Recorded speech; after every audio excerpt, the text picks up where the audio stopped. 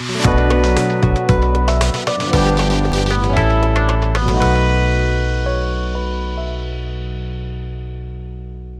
जी। Mutual fund के वर्तमान और संभावित निवेशक, आज जिसकी चर्चा करने वाला हूं ना सर, वो कंप्लीट फाइनेंशियल प्लानिंग का एक पार्ट है जी। अभी तक हम लोग मैक्सिमम वीडियो करते हैं कि इक्विटी में निवेश करिए, इक्विटी में ज़्यादा रिटर्न है, ज़्यादा रिटर्न है, ज़्यादा रिटर्न है।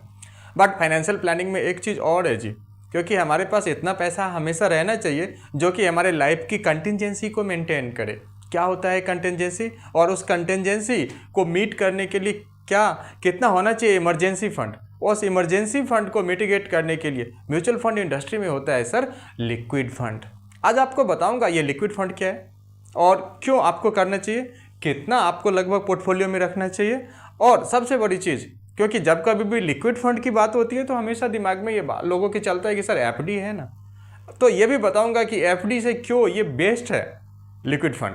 आइए इन सब की चर्चा मैं शुरू कर देता हूं, लेकिन आप सबसे फिर ये रिक्वेस्ट करूंगा कि सर अभी तक आपने मेरे चैनल को सब्सक्राइब नहीं किया, बस सब्सक्राइब कर दीजिए and keep on adding value through your valued comments. जी तो कमेंट करते रहिए और अपने अभी तक सब्सक्राइब नहीं किया तो सब्सक्राइब करिए। बहरहाल आपको बताऊं सर 2025 आने को है, 2025 में कौन सा बेहतरीन लिक्विड फंड आपके लिए हो सकता है आपके पोर्टफोलियो में, वो भी बताऊंगा।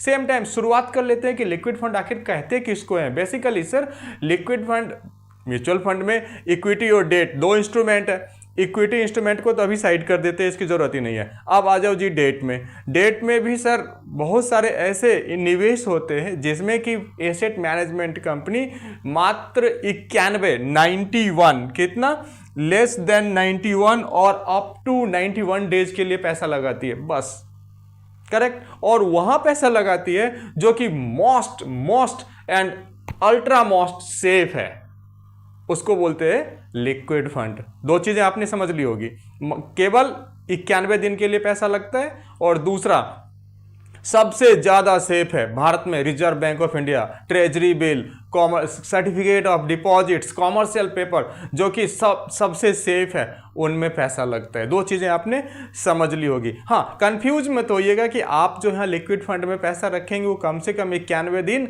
रखना पड़ेगा, ऐसा कुछ नहीं है। आप ओवरनाइट फंड में जाएंगे तो कल भी पैसा, आज आप डाल के कल भी पैसा निकाल सकते हैं। सो आपके लिए बंदिशें नहीं है, आप चाहें तो 91 दिन रखिए, 180 दिन रखिए, 1 साल रखिए, ये आपकी खुद की मर्जी है, करेक्ट। ना ही लोअर लिमिट ना ही अपर लिमिट, करेक्ट। ये आप समझ गए क्लैरिफिकेशन के तौर पे। और डेट फंड क्या है ये मैंने बता दिया है कि डेट फंड बेसिकली वो डेट फंड का, liquid fund basically debt fund का वो फंड जो कि टी बिल का मतलब होता है ट्रेजरी बिल का मतलब होता है कि जो Bharat reserve bank of India जैसे भारत सरकार के जो भी जारी करती है बॉन्ड, भारत सरकार गवर्नमेंट केंद्र सरकार जो जारी करती है उसको बोलते हैं ट्रेजरी बिल, तो ये सेफ है। दूसरा है जी सीडी का मतलब होता है सर्टिफिकेट ऑफ डिपॉजिट्स जारी करने का अधिकार भारत में केवल और केवल शेड्यूल्ड कॉमर्शियल बैंक को है, तो बैंक जारी करती है तो आपका पैसा बैंक में लगेगा।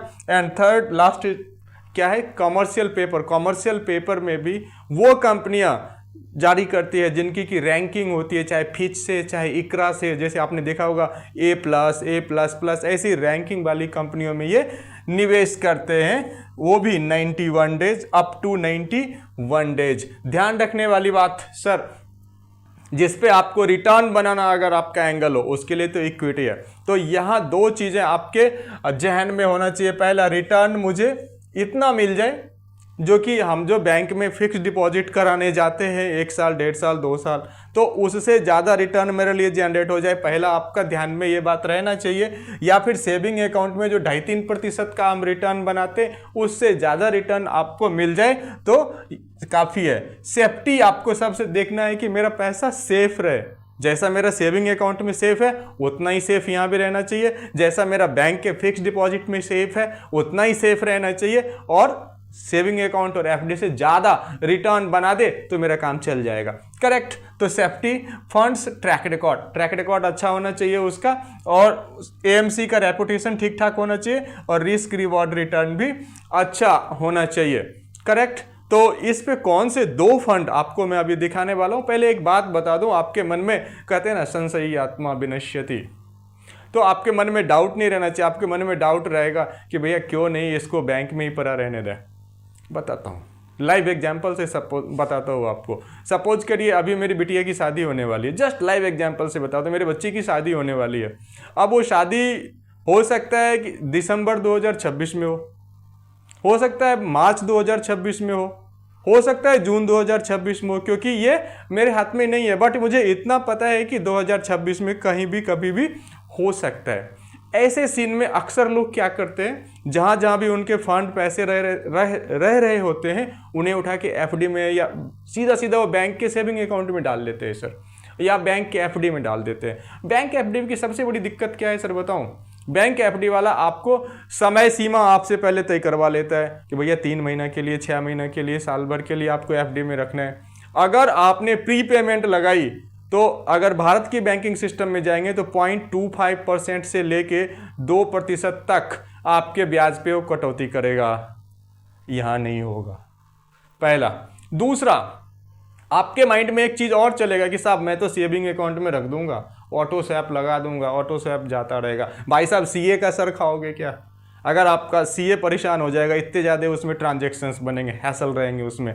एक और चीज़ है, बैंकिंग के टर्म में उसे लीफो और फीफो बोलते हैं, last in first out and first in first out. उसके आधार पर कैलकुलेशन होता है। तमाम घूम टहल के आप रिटर्न जब देखेंगे तो उसका रिटर्न हार्डली 3-4% से ऊपर नहीं जाता है सर, है कि नहीं? तो फिक्स्ड टैक्स के अलग अपने कंसर्न है कि नहीं? तो इन सब वजह से सर एफडी और सेविंग अकाउंट में रखने के बजाय वो पैसा जिसके कि आपको कभी भी जरूरत पड़ सकता है, या फिर आपको पता है अगले महीने जरूरत पड़ने वाला है, अगले 6 महीने में जरूरत पड़ने वाला है, साल भर में जरूरत पड़ने वाला है, लाइक दिस, इन पैसों को आप यहाँ पे रख सकते हैं। या फिर कुछ लोग कंटिजेंसी फंड क्रिएट करते हैं कि ठीक है जी 2 लाख 3 लाख रुपए कि हमारे परिवार की कोई अगर आकस्मिक आवश्यकताएं आ जाए उसके लिए रखूं, वो कब आएगा हमें नहीं मालूम है, तो उसे के लिए लिक्विड फंड है। अब आपके मन में इस जहन में सवाल आएगा कि भैया कौन सा लिक्विड फंड बेहतरीन है? तो लिक्विड फंड में सबसे पहला देखा जाता है कि सर एक्सपेंस रेशियो किसका कम है। निफ्टी का सर बेंचमार्क है, तो निफ्टी के बेंचमार्क के अकॉर्डिंग सर अभी आप देखोगे 0.15% उसका मार्केट एवरेज है। कितना? 0.15। यानी कि जो एसेट मैनेजमेंट कंपनी एटलीस्ट 0.15% ले या उससे कम ले उसको मैं ढूंढूंगा, उसे ज़्यादा वाला नहीं ढूंढूंगा, ठीक है? तो जब 0.15 के समकक्ष अगर आप ढूंढते हो तो क्वांट का एक फंड आता है जी, लिक्विड फंड है, ठीक है? तो ये क्वांट का लिक्विड फंड रिटर्न के एंगल पे अगर आप देखोगे सर, तो रिटर्न के एंगल पे महीने में अगर आप देखोगे तो 1 महीने में 0.55% का रिटर्न दिया है, 3 महीने में 3.4% का, और 6 महीने में 7% का रिटर्न बना के दिया है। एफडी 7% का रिटर्न साल भर में बना के देता है, और उसमें भी कटिंग वटिंग का सब लफड़ा रहता है प्रीपेमेंट का। चलो जी, साल में देख लो, 1 साल में 7.1% का रिटर्न है, 3 साल में 6.2% का, और 7 साल में 6% का। अर्थात 10 साल में इसने कभी भी 6% से नीचे नहीं रिटर्न बना के दिया है। अब 10 साल के लिए मैं कंफ्यूज मत होना, क्योंकि 10 साल का अगर टाइम होराइजन है तो इक्विटी में जाना है। सिंपली आपको ये ट्रैक रिकॉर्ड इसका दिखा रहा हूं कि मिनिमम अगर आप 2 महीना, 3 महीना, 15 दिन, 20 दिन, 25 दिन के लिए भी पैसा रखते हैं, एफडी से ज़्यादा रिटर्न आएगा, सेविंग बैंक अकाउंट से ज़्यादा रिटर्न आपको यहाँ पे आएगा। रिटर्न देख लिया आपने। दूसरी चीज़ आपको देखना चाहिए कि एक्सपेंस रेशियो कम रहेगा तभी तो मुझे ज़्यादा यील्ड प्राप्त होगा। एक्सपेंस रेशियो 0.15%, 0.16% एक्सपेंस रेशियो है जी, ठीक है सर। एक और चीज बड़े ध्यान से देख लो, सबसे बड़ी चीज सेफ्टी। आपका पैसा जितना बैंक में सेफ है, आपका पैसा जितना पोस्ट ऑफिस में सेफ है, उतना ही सेफ यहां है क्या? कैसे चेक करोगे?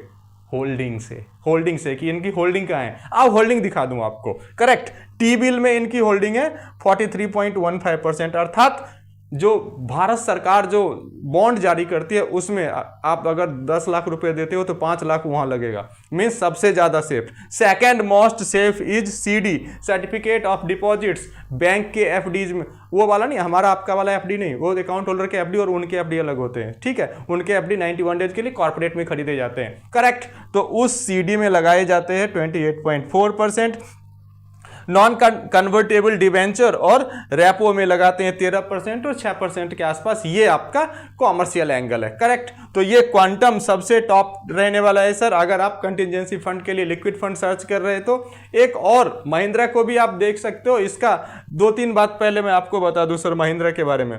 सर महिंद्रा के बारे में सबसे पहले बताऊं कि सर इसका एक्सपेंस रेशियो थोड़ा ज़्यादा है, 0.21% का इसका एक्सपेंस रेशियो है, मगर इसने रिटर्न इसकी अपेक्षा में ज़्यादा दिया है। कैसे, ये देखो, एक महीना में 0.57, इसका 0.55 है, इसका 0.57% का रिटर्न है। वहीं अगर आप देखोगे 3 महीने में 1.77% का रिटर्न और 6 महीने में 3.4% का रिटर्न इन्होंने बनाया है।